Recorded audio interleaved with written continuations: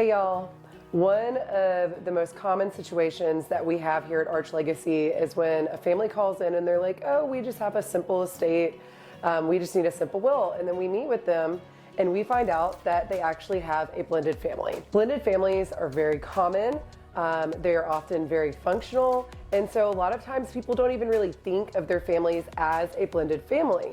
But if you have kids from a previous relationship, if this is a second marriage, if it's a Brady Bunch situation, then it is a blended family, and there are going to be a little bit of complexities that we're going to want to consider when we're thinking about estate planning. So when we have a blended family, the main thing that I try to do with families is make sure that nobody feels tied to their step parent or that they are hurt over the fact that their biological parent did not leave them anything specifically upon their passing. So a lot of the times when we have blended families, we end up doing what's called a blended family buyout. Now, this is not for all families. Some blended families, it may just be very straightforward, 100% to the other spouse, and then everything split equally among kids. So it really does depend upon the dynamics of the family, when you got married, how old the kids were when you got married, if one spouse doesn't have kids.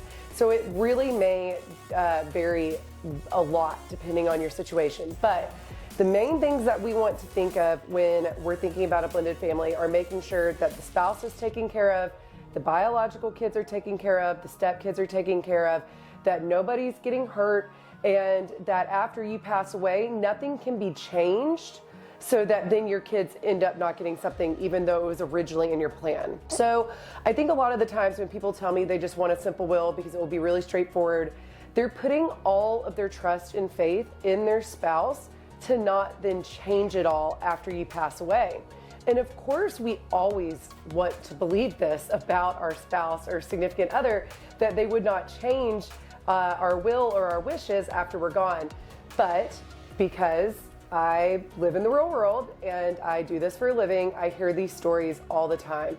And it might not be that they actually intentionally leave your kids out or change your wishes. It might be that they get taken advantage of, that there's elder abuse, that they get remarried, then that they unintentionally mess things up so that your kids end up not inheriting. So we want to make sure that in a blended family situation, everybody is taken care of and nothing can be changed after the passing of the first spouse. So oftentimes we do this with what we call a blended family buyout.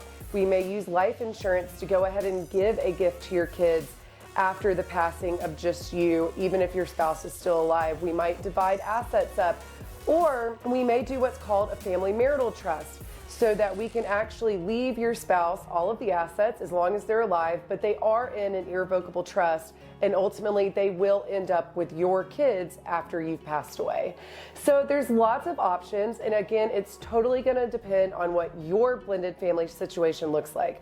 But just remember that even if you feel like you have a very functional, simple family, if it's blended, there may be more complexity to it that a will is never going to be able to handle, and that's when a revocable living trust comes into play.